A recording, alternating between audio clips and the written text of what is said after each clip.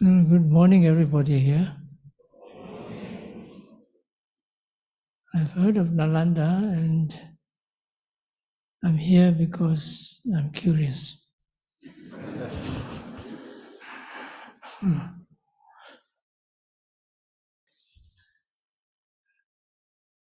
There's a saying, curiosity kills the cat. But curiosity is also an indispensable virtue in the practice of Vipassana.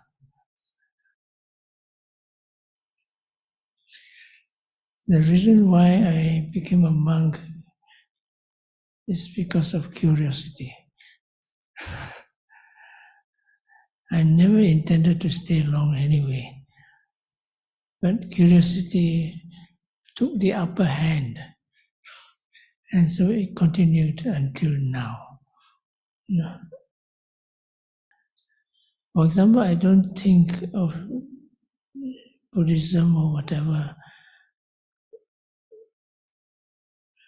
as a religion, more of a research into the true nature of things, which is universal. And it's based on this, I think I have been quite successful in transmitting the practice and the teachings in Europe and US. But the religious part is useful, is supportive. But in those countries where the basic support is not there, then you have to go on the universal aspect.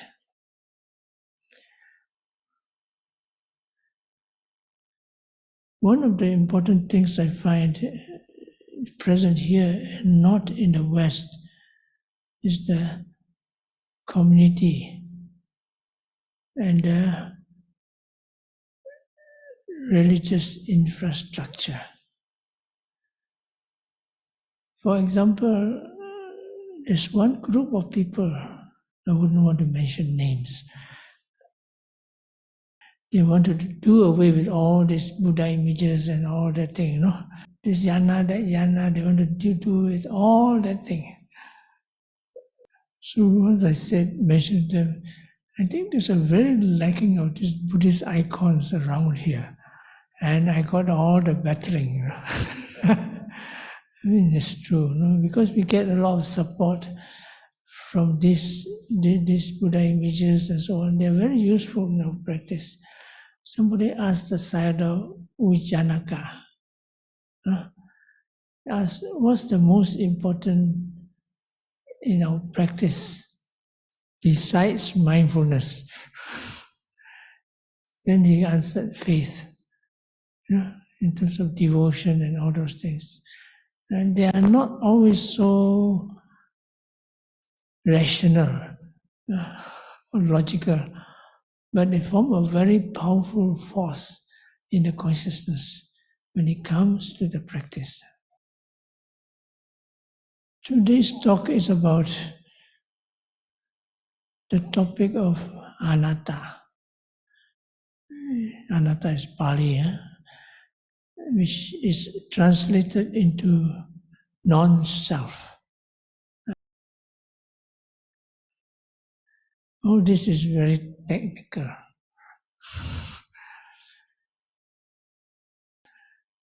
It's very difficult to understand this, not because it's not understandable, but because after it has gone through all the translations and the fog of ideas that beset the modern man, it seems very far away. But actually, from my understanding, anatta just means reality. And reality is always close to us. We cannot ignore it. It's there. And that's what anatta is. But to clarify things a bit, I will give a bit of basic explanations. I try to talk as if I'm talking to a beginner. Because when I came across this, I really didn't quite understand anything much about it. Even when I started reading Buddhism and so on from Brickfields, Kesari Dhammananda, what Buddhists believe. I didn't really get into the actual understanding of the practice.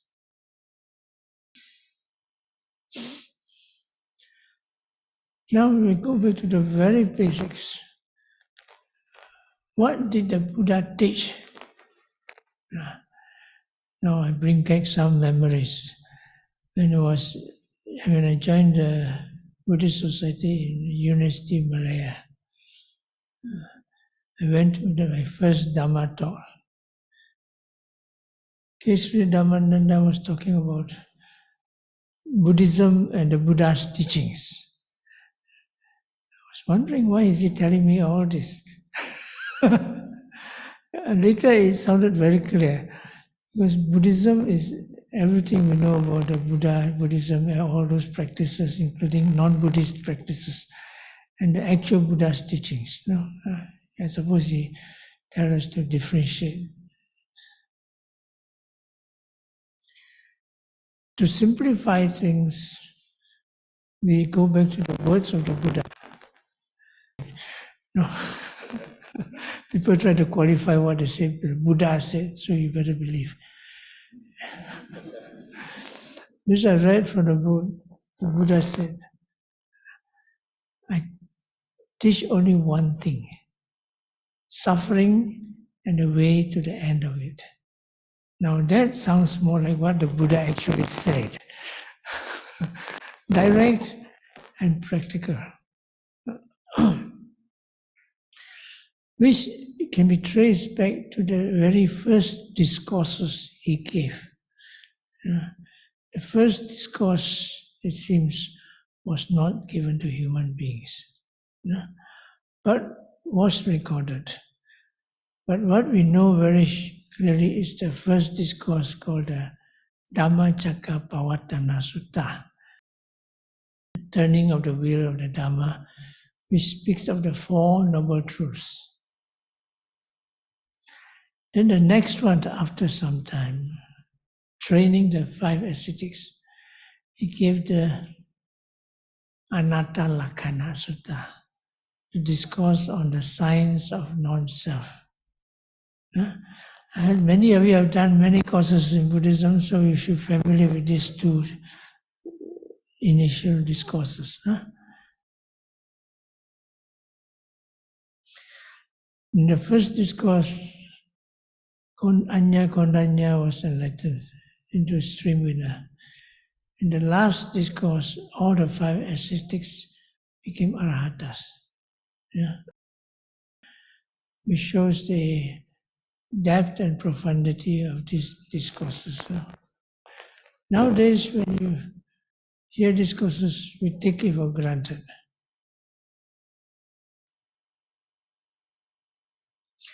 But the basic thing is that he was talking about truth and reality. That the basic suffering comes from the delusion, craving, anger, the basic misunderstanding and the delusion, ignorance about reality. Now, reality occurs in different levels. First is the conventional truth, like what you see and hear now, people, cars, COVID, what else, and everything around. They refer to conventional realities and truths, which we cannot run away from. Yes. In fact, the suttas, the discourses, our teachings, based a lot on conventional realities. He was talking to the man. He was not talking to mind and matter. And underlying these conventional realities are the ultimate realities. Like now we see the conventional reality is like the surface of the ocean. Yeah. So when you talk ultimate realities, you're talking about what's going under the water. Yeah. This we call the mind-body processes.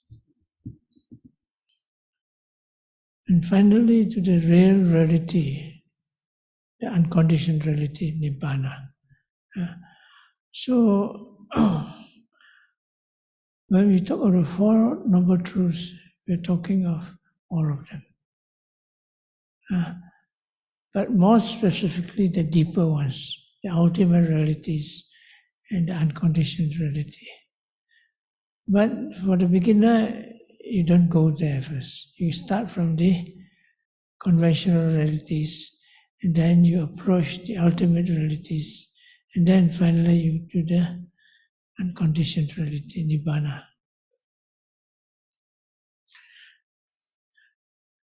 Now we go step by step.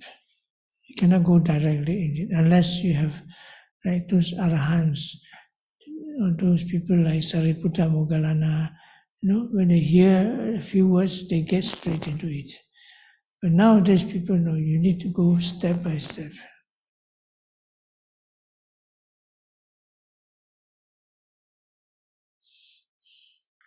So first, you study the theory, your Dhamma courses, the suttas and all that. Now we talk a bit on the basic teachings. I'm sure you have heard about the Four Noble Truths. Yeah? The truth of suffering, the cause of suffering, cessation of suffering, and the way to the cessation of suffering. Yeah? It sounds very simple. It's not, because there are different levels of understanding. First, you learn according to the Dhamma school and all those is the pariyatti, theoretical level, conventional level, conceptual level. You have to start somewhere. So you start with that. It is a map, something like a map, a compass. It's very simple compass. Craving, suffering. Insight, Noble Eightfold Path, happiness. So which do you want? Like one of the Dhammas, Pada sayings, he says,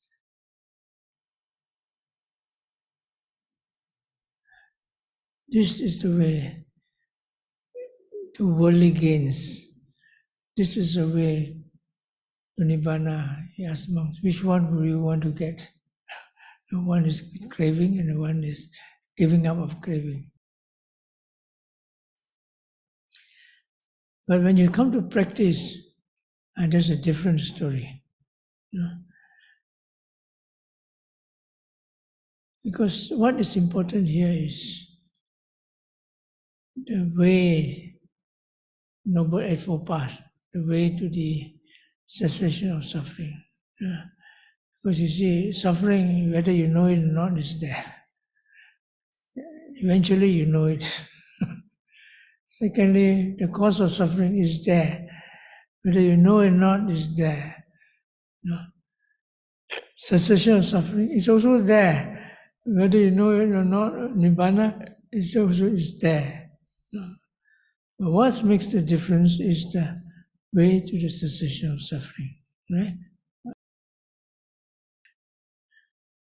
Now the Noble Path is described in three levels. Sila, Samadhi, Panya. Correct? This basic, morality, concentration, and wisdom. Right?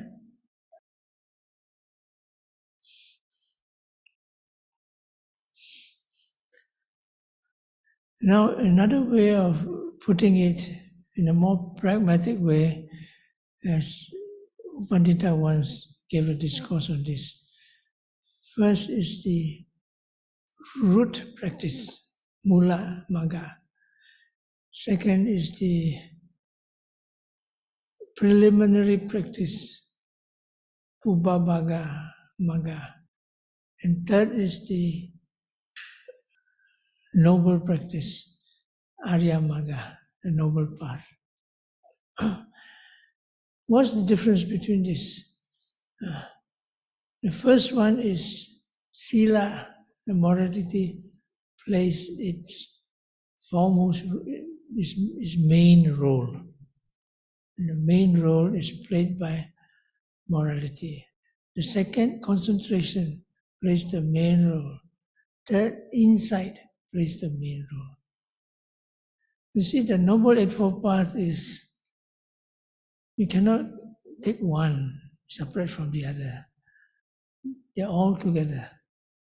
And the Magga, when we learn metaphysics, Abhidhamma, refers to the Magga Citta, the enlightened consciousness, which is supramundane. Now, it is not possible to explain that to a beginner. And so, to bring the beginner towards there, you have to break it down and start from the simplest aspect of it, which is more like a shadow, and bring the person up.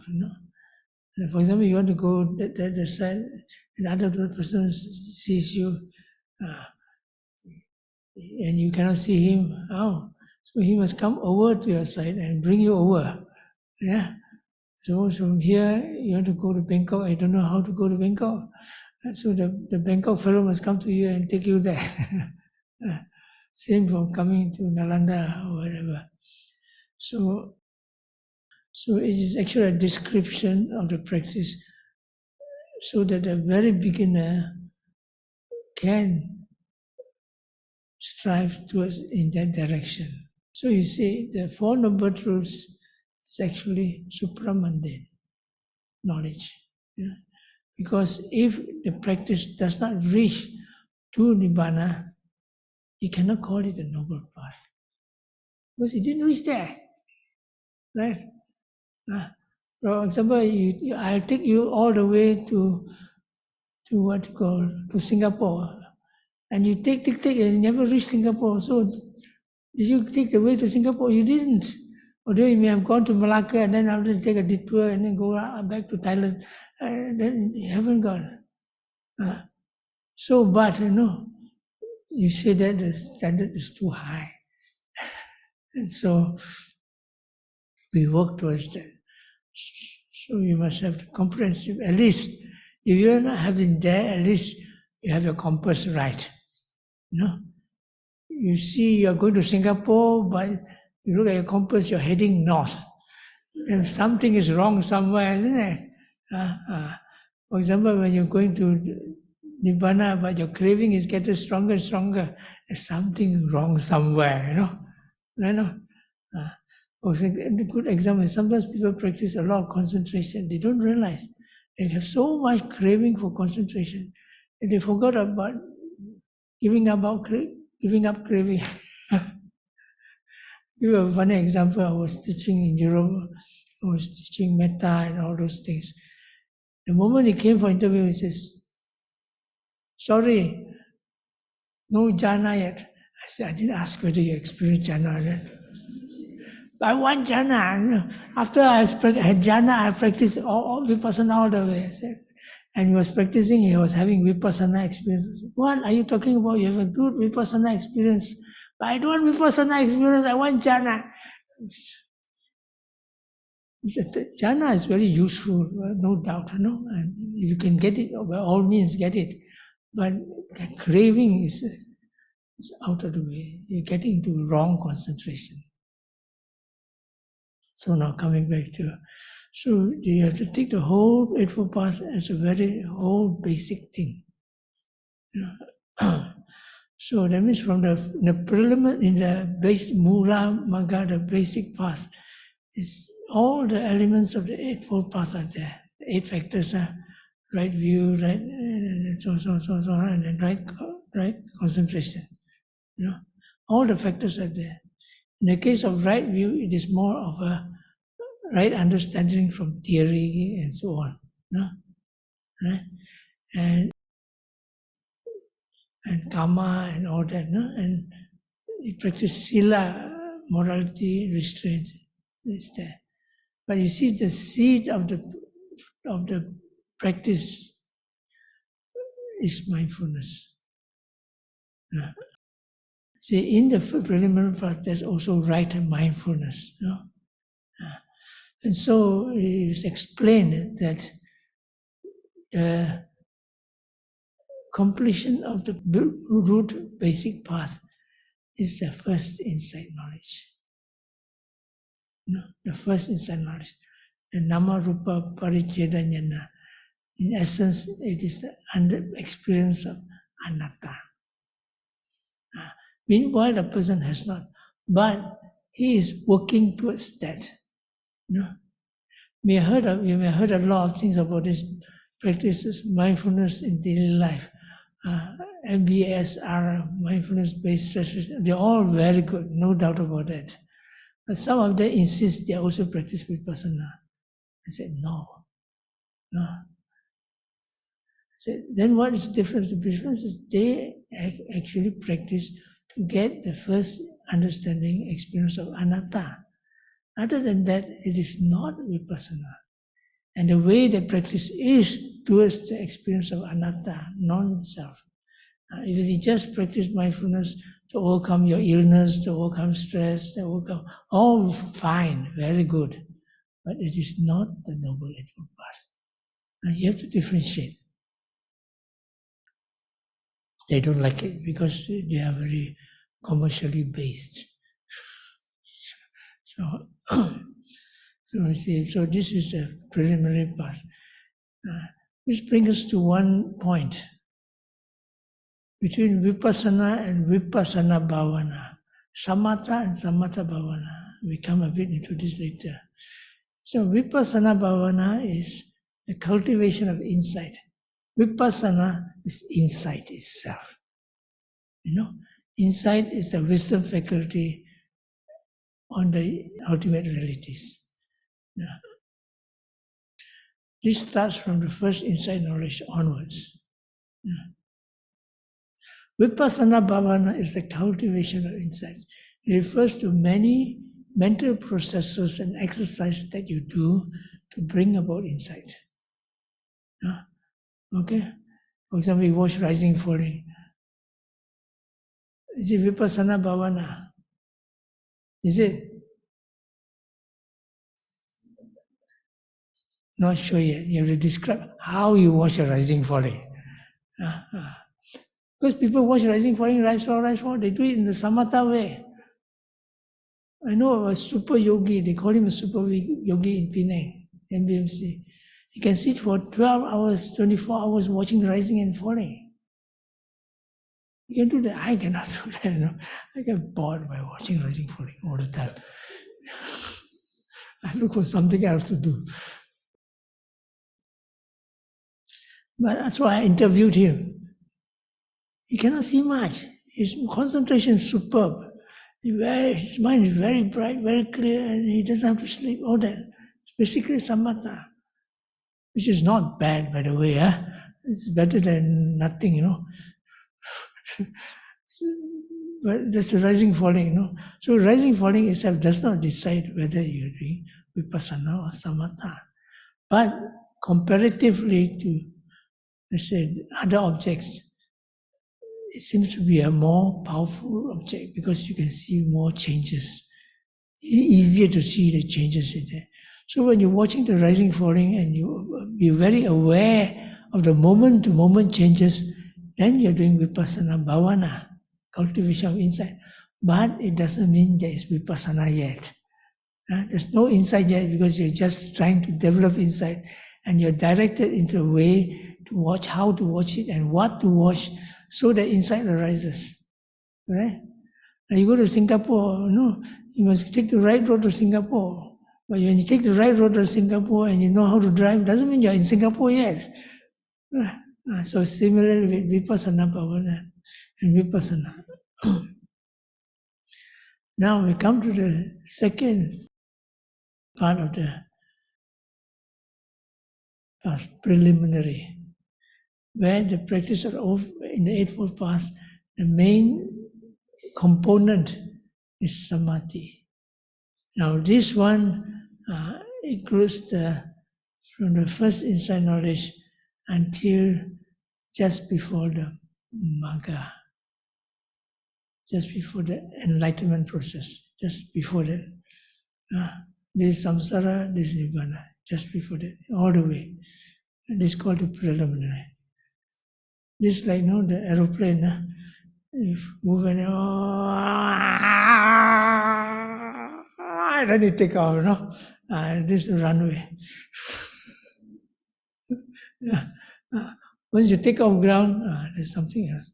So the preliminary process is that pick up momentum of the 5 faculties: faith, energy, concentration, mindfulness, concentration, and wisdom.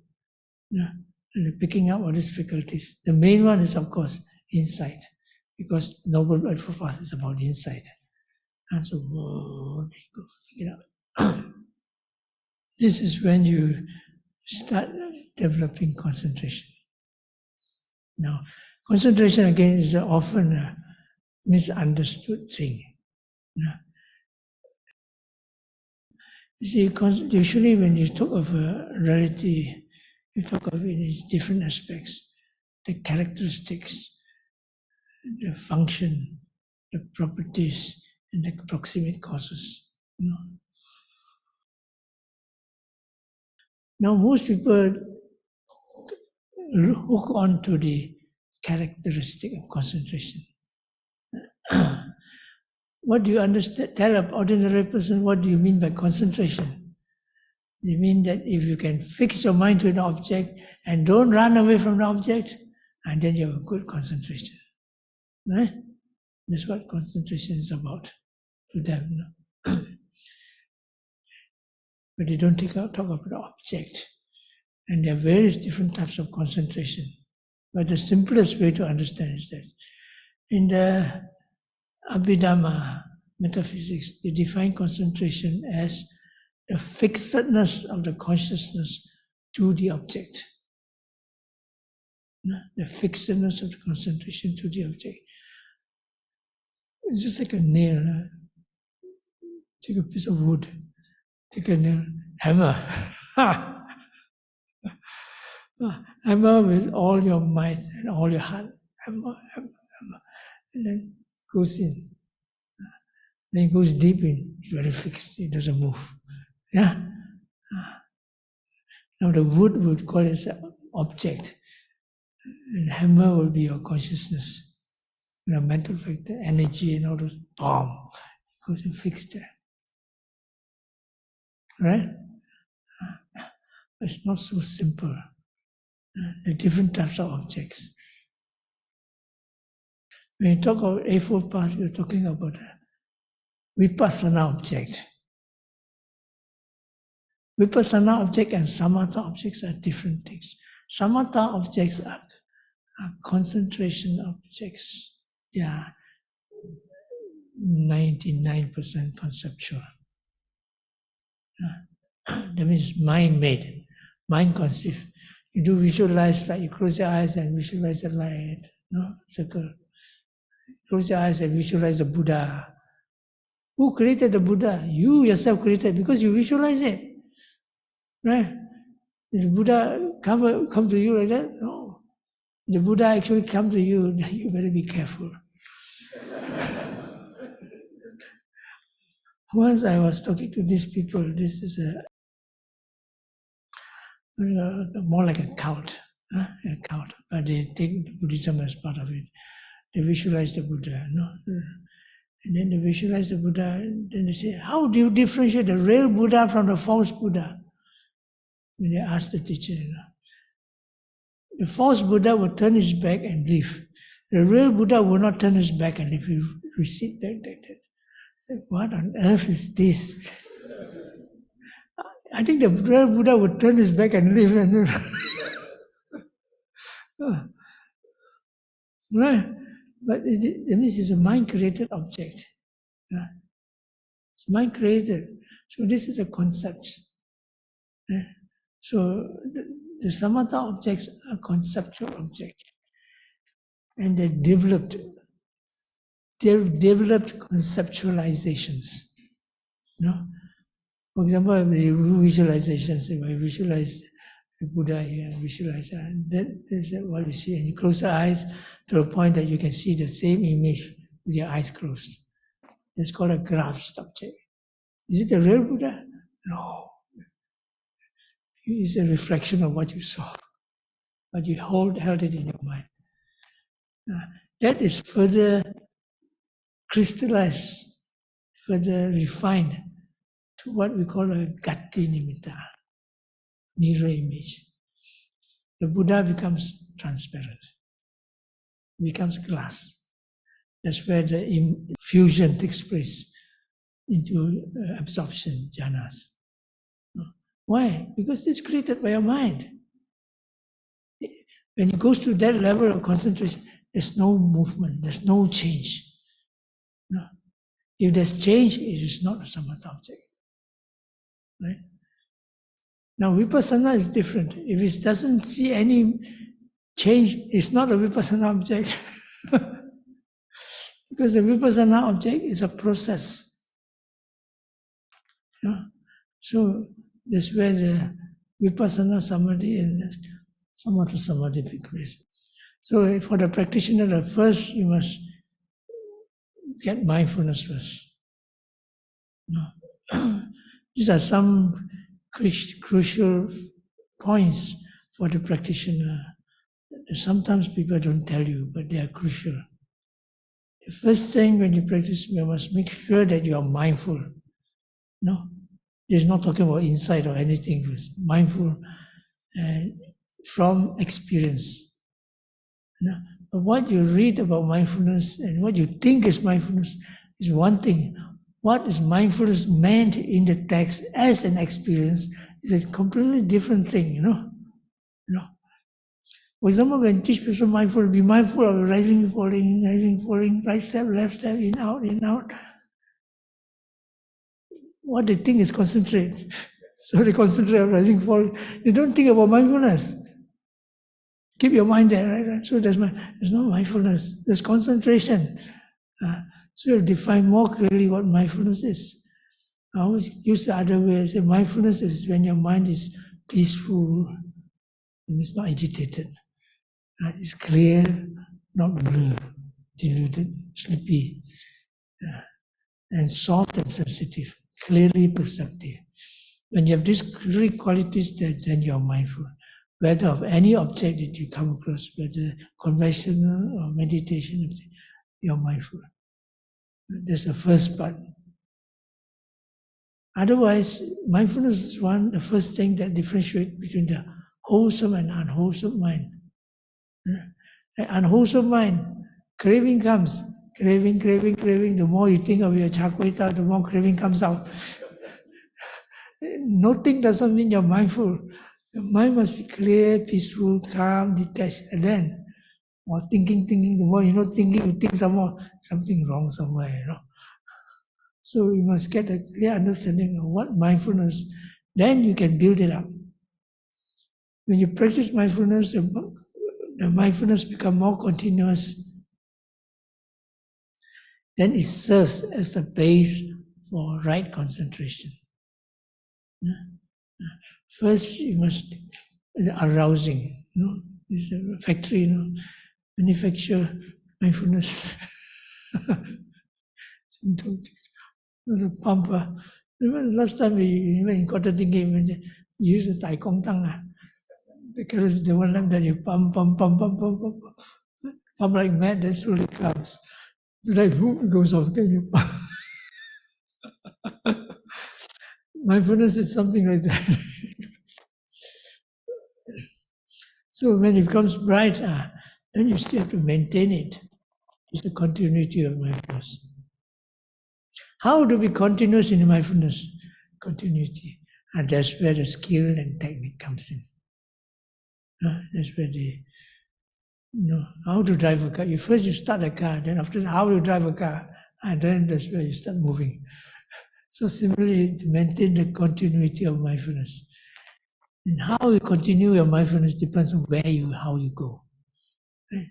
And that's where the satipatthana comes in.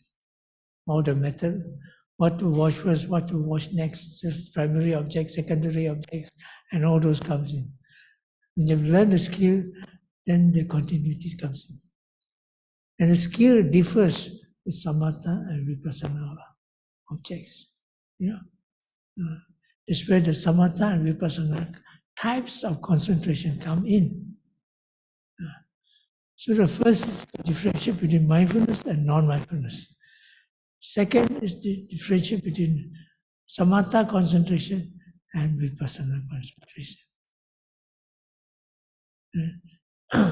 So when you go into the vipassana concentration, then that's where the vipassana comes in. Vipassana does not come in during samatha concentration. Point one. Vipassana concentration, only vipassana concentration brings up vipassana insight. Point two. But when a person practices samatha concentration, sometimes they do get insights. All right? Because they have a certain potential to gain insight. It's their individual inclinations. But it wouldn't be systematic practice. It's more like a blind shot. Because all people who've gone through so many things in life, they do have vipassana, they read the Dhamma, so there is a potential there. But in the pure practice, because the samatha hinges on the conceptual object, not on the real object. The stronger the concentration hinges on the concentration object, the further is the way from the vipassana object. It's not bad, no, it's not bad. You just need to learn to do the switching, the skill of the switch. If they can switch, you can very quickly pick up.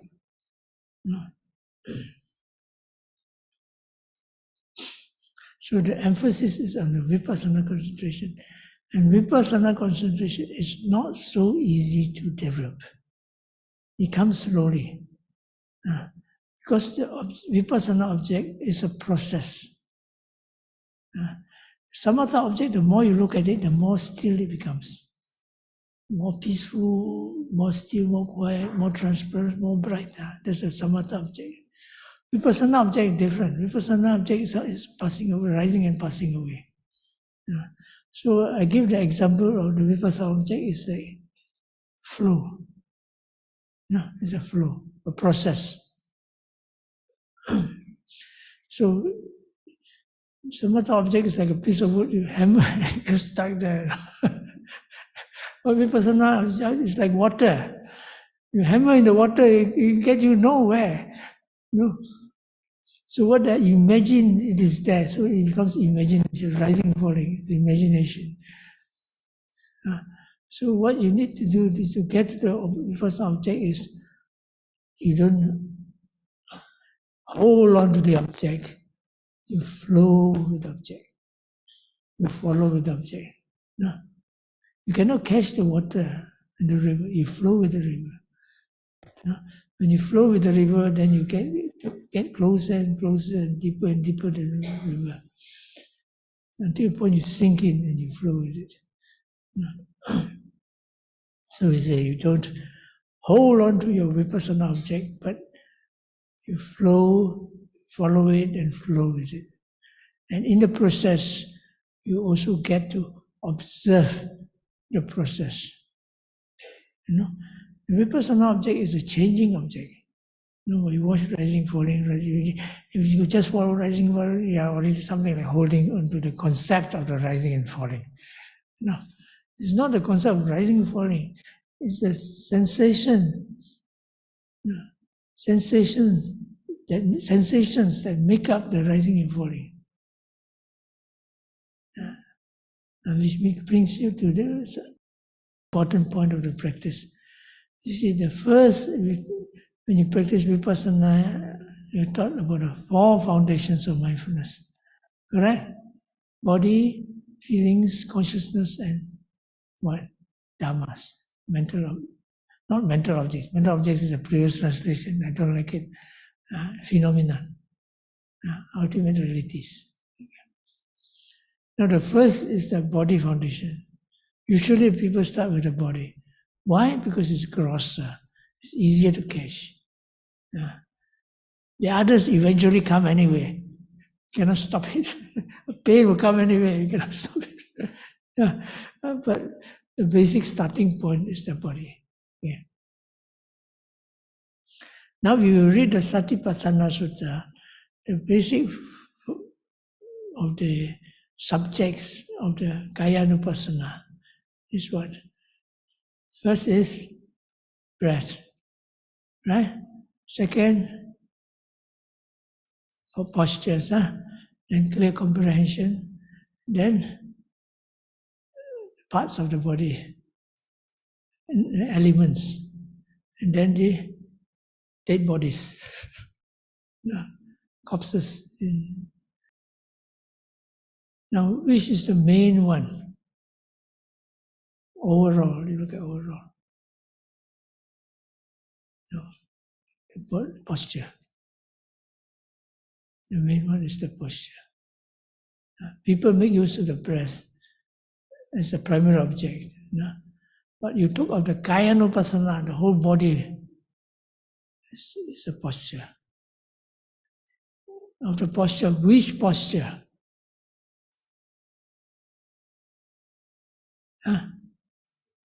Sitting. Could be any of them. Let's say the sitting. Because the Buddha, when he did Anapanasati, he first said, cross-legged in front of him, then the mindfulness in front of him, and then after that he washed in and out breath. Now, when you talk about the body, you go to the Vipassana object. What are the Vipassana object? The four elements.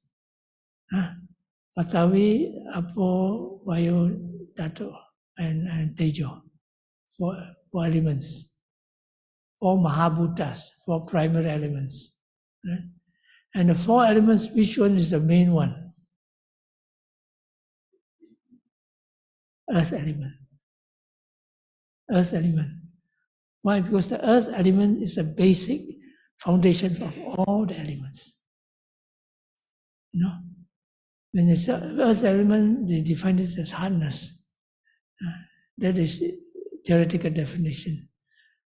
Actually, in practice, is material existence. Material existence. For example, hard and soft. They are both expressions of the earth element. You take away hard and soft, the extremes, what you get? It's just a presence of materiality. Something is there. It's mine, it's not mine. It's the earth element. And the other three elements are expressions of it, including the wind element. Yeah. And so you go up to that and you get the earth element, clearly you get all the elements. You get the posture elements clearly, you can, any body object you can use. That's why when I start introduction on meditation, I scan the body. I establish my body, scan the body, and then sensitize the body to sensations. Because once you get clear perception of bodily sensations, you get clear perception of the elements. And when you get clear perception of the bodily sensations, you can get it anywhere else, whether in your walking, in your hands, in your breath, in your rising, falling. It's the same. The earth element, wind element in the nose, in the eyes, and everywhere, it's the same thing. One may be more suitable than the other because of different reasons and because of individuals, but they are the same. So you want to get bodily sensations. That is the Kayanupassana. Okay. So once you do the what you call the Vipassana practice, and you choose your primary object, whether the breath and the rising, falling, and so on. Then you look at the sensations. When you can look at the sensations, then it's a process. Take, for example, going to a more finer aspect, your rising, falling. No? There's a beginning of rising, falling, there's a middle part, and there's an end part. Right? Can they all come together? No. It's only the present moment. Vipassana deals with the present moment. And even the present moment is a concept. The idea is timelessness. There's no time. Time is a concept, but it's a very difficult concept to get rid of. So you look at when there's a beginning, there's no middle and there's no end. When there's end, there's no beginning, there's no middle. So how can you have long and short? And in the middle, there are many middle points. Finally, you divide it into just a point of arising and disappearing of the wind element. And what is wind element? Wind element is oscillation and change or tension. It's just that moment. So that is how you are supposed to watch your rising, falling. Of course, in the beginning, you can't explain that to beginners. You follow your rising, falling first. First, you must get some mindfulness and concentration before you can talk about anything else.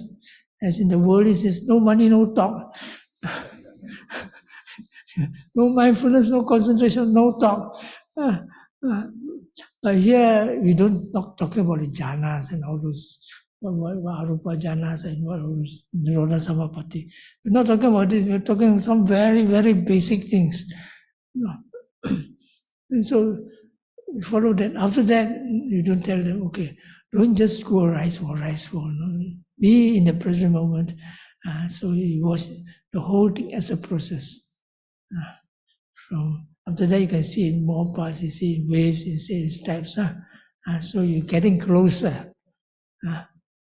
This is called the digital method. Digital method. And you start dividing into smaller parts now, until you find that one moment you watch it, it disappears. And then you're doing watching real ultimate realities. No? So you learn to do it that way, then you're doing Vipassana bhavana. But when you're watching it in this way, and the sensation become very strong, and the change become very strong, Anatta would appear. That means you see it as a natural phenomena, not as you think it to be, as you read it to be, so on, but actually experience it. People can be watching it like that, but the first insight knowledge doesn't arise so easily. No. Some are very intelligent people, but they cannot, because they are so fixed on a wrong view. The sense of ego and I and all those everlasting theory of the permanent consciousness and whatnot. No, there are lots of these things here. No? Your mind is not open. You say, no, I'm not thinking, but it's there at the back blocking you. No? So are you here? No, I'm not here. Slap you, get angry. You're still there. No?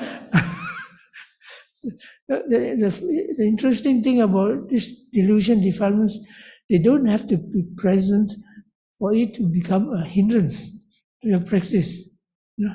So what happens is, so you must clear all that.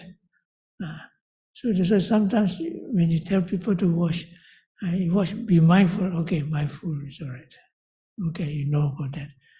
But mindful is not enough. You must have Vipassana mindfulness, Satipatthana mindfulness.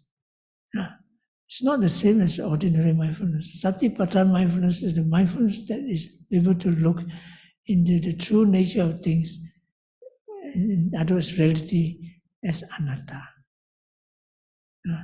So you must have an open mind. So sometimes it's difficult. These things, you tell a person not to think of yourself, the more they think about it. No, they say don't think of a white elephant, then they cannot get the white elephant off their mind. This is ironical. So what you do is you want to think of something, just think that the mind is watching, not I am watching. The consciousness is watching. Take it as that. It's still a concept of some sort, but it's one step away from the I, the ego. So the mind is watching, mindfulness is watching. So the mindfulness takes over, the mind takes over the role of the watching and leaves behind the concept of the ego. That's one important thing to bear in mind. Leave aside the sense of I. Don't worry, it'll come back to you. It's very sticky. So put aside, and you'll be watching things in a completely different light. That's what Vipassana mindfulness is supposed to do. See things as they really are. You say, oh yes, I see things. No, there are so many things behind your mind. This will help you to, when you see impermanence, change and everything, and you look at the object in this way, it's easier to get into anatta. The second thing which is helpful is your intentions, clear comprehension. Because the I, the ego, is very closely connected with the intentions, the wishing, wanting to do something. This is very close. In the West, many people cannot differentiate it from craving. When they wish something, the craving is already there because they're so goal-oriented. Must get, if I don't get it, I'll die. So very serious. There's no I. It's okay, no I. During my time, you take it for granted. So, but you watch the intention, and then the mindfulness comes with every intention you do. The first one is the developed intention. Then after that, it becomes more reduced to the impulses. And so when you do it, watch it like that, with a sense of no I, no person there, and then the idea of a self, the ego, we put aside. This has to put aside first before what you call the actual experience come into being. The third, which is helpful in getting to experience non-self, is theory. Theory helps. For example, the word anatta means no self. It is a negative definition. What anatta? It is not atta. So what is atta? Atta is a self which actually means everlasting soul of the person. Ego is another thing. Ego is close to it, but not actually. Ego is close to the identification of an individual. The Pali one is mana, the other one is ditthi. They are very closely linked up by craving. It's not the same. So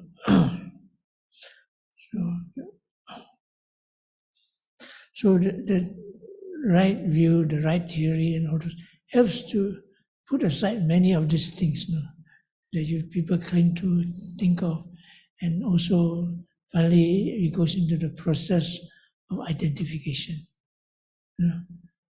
It starts with getting it right. That's why the negative definition of anatta is important.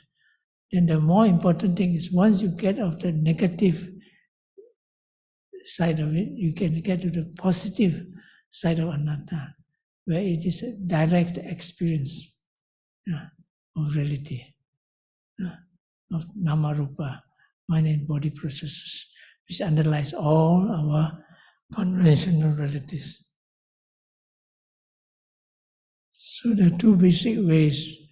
One is putting aside the negative, unwholesome, especially the sense of the ego and the soul, wrong view of the soul.